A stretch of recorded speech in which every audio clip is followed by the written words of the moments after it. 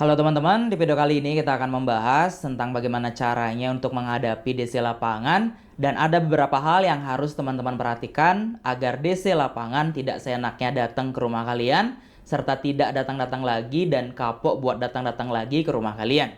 Hal ini penting banget untuk teman-teman ketahui, barangkali ini juga bisa bermanfaat buat kalian. Siapa tahu dengan ini kalian bisa lega dan bisa terbebas dari masalah DC-DC lapangan tersebut. Cara ini mungkin tidak bekerja untuk semua orang, namun saya sangat meyakini ini sangat-sangat membantu buat diri saya sendiri dan harapan saya juga membantu buat teman-teman sekalian.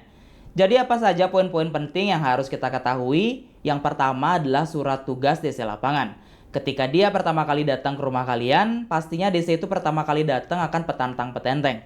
Sok berani, sok berkuasa, dan lain sebagainya. Namun ini nggak semua, banyak juga DC yang baik, sopan. Tapi ini khusus membahas untuk DC-DC yang ngeselin tadi. Surat tugas ini sangat penting karena banyak DC itu yang nge-freelance untuk menagih. Jadi bukan dia asli DC-nya, namun mungkin freelance dari luar yang mengatasnamakan dan sudah dikasih data kalian. Jadi surat tugasnya bukan atas nama si DC tersebut.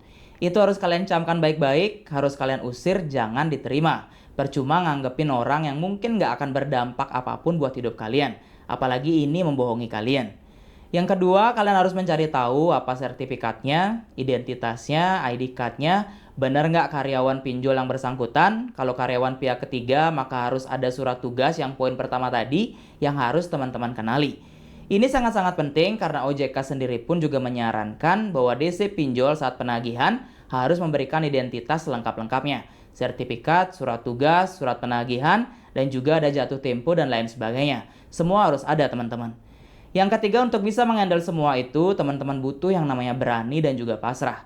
Berani mungkin adalah sesuatu yang membuat DC jengkel, membuat DC itu susah sekali untuk melancarkan ancaman-ancaman dan lain sebagainya. Nah, kalau kalian pun tidak berani, maka setidaknya kalian harus pasrah. DC itu tujuannya untuk menakut-nakuti kita, membuat kita resah, membuat kita panik, membuat kita bingung harus ngapain. Ketika kita tidak takut, tidak resah, tidak panik, dan bersikap pasrah, apapun yang terjadi saya terima. Silakan Pak, saya belum ada uang, mau dikata apa? Itu akan membuat DC jadi putus asa, harus dengan cara apa lagi mereka menekan kalian. Poin inilah yang harus teman-teman ketahui. Kalau sudah semua itu, yang terakhir adalah teman-teman harus tahu juga kapan jadwal DC tersebut datang. Lokasi mana yang akan DC tersebut tagih. Sesuai aturan dan perundang-undangan, DC hanya boleh menagih itu sekitar 8 pagi hingga jam 8 malam waktu setempat. Kurang dari itu atau lebih dari itu silakan diabaikan saja. Lebih detailnya tentang aturan tersebut ada di Surat Edaran OJK nomor 19 tahun 2023 di bagian ke-11. Itu ada poin penagihan, ada jadwal jamnya di sana teman-teman. Semoga video ini bisa bermanfaat. Mohon maaf jika ada salah-salah kata. Terima kasih.